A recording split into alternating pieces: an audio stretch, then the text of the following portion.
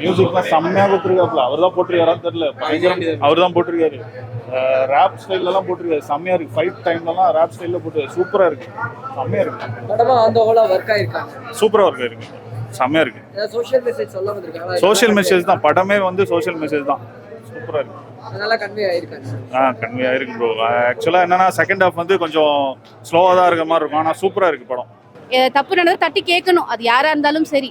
நல்லா இருக்கு, நல்லா ஒர்க் ஆயிருக்காங்க. நல்லா இருக்குங்க. கான்செப்ட் சூப்பருங்க. ஒரு பெக்யூலர் கான்செப்ட் எடுத்திருக்காரு. ஆஃப்டர் மார்கன்ல பாத்தீங்கன்னா ஒரு கிரைம் த்ரில்லர் மூவி. இது வந்து கொஞ்சம் போர்ஷன்ஸ் நல்லா ஹெவியா கொடுத்துருக்காங்க. கவர்மெண்ட்டை கேள்வி கேட்கறாங்க, தட்டி கேள்வி. டைரக்டர் வந்து ரொம்ப ஹார்ட் ஒர்க் பண்ணியிருக்காரு. அவர் ரொம்ப அடி வாங்கியிருப்பாருன்னு நினைக்கிறேன். ஸ்டேட்ல இருந்து சென்ட்ரல் வரைக்கும் பின்னி பெடல் எடுத்திருக்காரு. நல்லா பண்ணியிருக்காருங்க மூவி, நல்லா இருக்கு. ஃபேமிலி ஆடியன்ஸ்க்கு பிடிக்குமான்னு தெரியலங்க. இது யங்ஸ்டர்ஸ்க்கு நல்லா பிடிக்கும்னு தோணுது. அரசியல் விமர்சகர்கள், அரசியல்ல இருக்கக்கூடிய ஆட்கள் பார்க்கலாம். நல்லா இருக்கு படம், சூப்பரா இருக்கு. இந்த மாதிரி ஒரு கதாபாத்திரம் செட் ஆயிருந்தா பொலிட்டிக்கலா எப்படி ஒர்க் ஆயிருக்கு? செட்டாக தான் இருக்கு, சூப்பராக இருந்துச்சு. ஒரு படம் பார்க்கறப்ப எப்படி இது நல்லதமா இருக்கு. கேள்வி கேட்டிருக்காங்க, அது கேட்கணும், நிறைய கேள்வி கேட்கணும். கேட்டால் தான் ஒரு தீர்வு வரும், கேட்காம இருந்தால் வராது. அது எல்லாத்தையும் படத்துல சொல்லியிருக்காங்க. ஆமாம், கண்டிப்பாக படம் உங்களுக்கு பிடிச்சிருந்தது? பிடிச்சிருக்குப்பா.